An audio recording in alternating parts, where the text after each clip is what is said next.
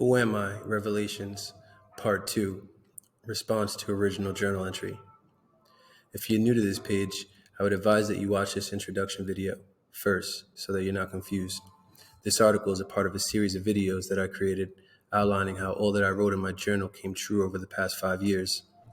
There's a video series called Manifestation Journal on YouTube speaking about that process. Before you read this article, you should listen to this Who Am I? Revelations, written in December 2020. This article is in response to that journal entry.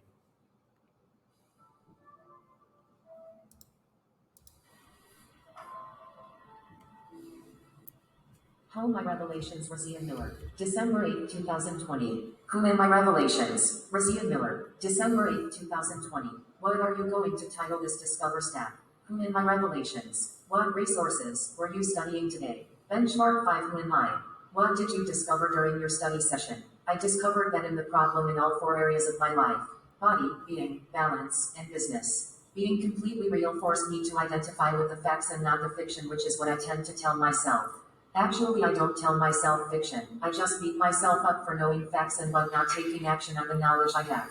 Rewatching the live video was the first time that I saw myself in the third person, and I feel bad for him. His life is not being lived to its maximum potential and he is suffering. He got too caught up in his ego because of the success he had early on in life and in business, and he allowed himself to get lazy and comfortable in his success. He stopped being thankful, grateful, appreciative, himself.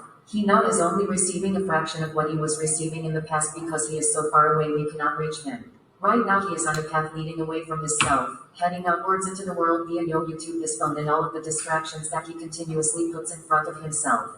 He is attempting to escape his new reality through these devices, but it only roars louder. He needs to stop living in a fantasy land where he is somebody that has it any better than anybody else. He is back at the bottom and he needs to pick himself up by the bootstraps. When he does, his life will change forever. Why do you feel this specific discovery was significant?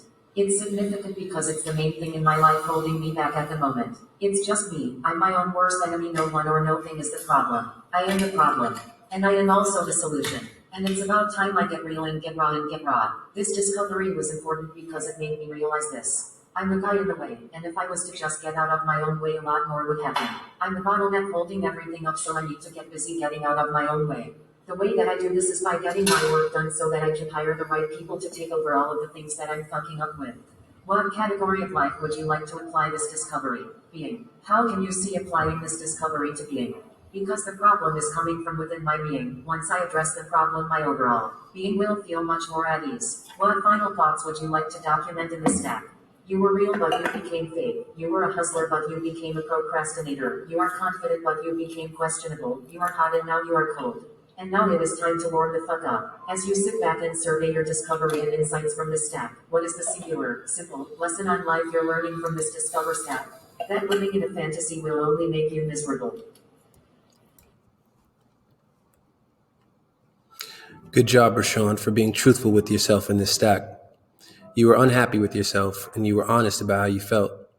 You were right, and at the time you did get too comfortable.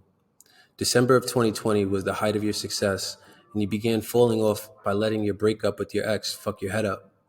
And you also were really comfortable in the financial department, so you were just dealing with what happens when people all of a sudden become successful, and then they don't continue doing the things that got them successful. It's not uncommon at all. Actually, it's rather common.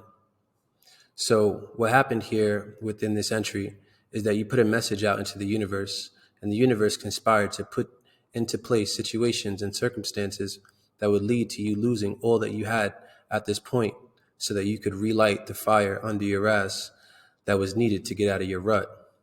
The following year, 2021, you lost everything. But now you see why. It was because you were asking the universe to get you out of that rut. And the only way that we could do that was to get you out of your comfort zone. So you see, your prayers are always answered, even if you don't know that they were. What's good about what you did was that you wrote all this stuff down in your journals. So it was there for you to revisit sometime in the future, which has led to your realization that everything you have asked for has been given to you.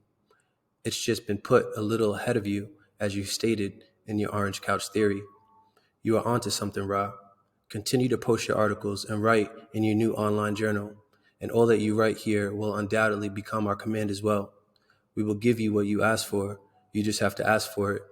And the best way to do that is either in prayer or by journaling.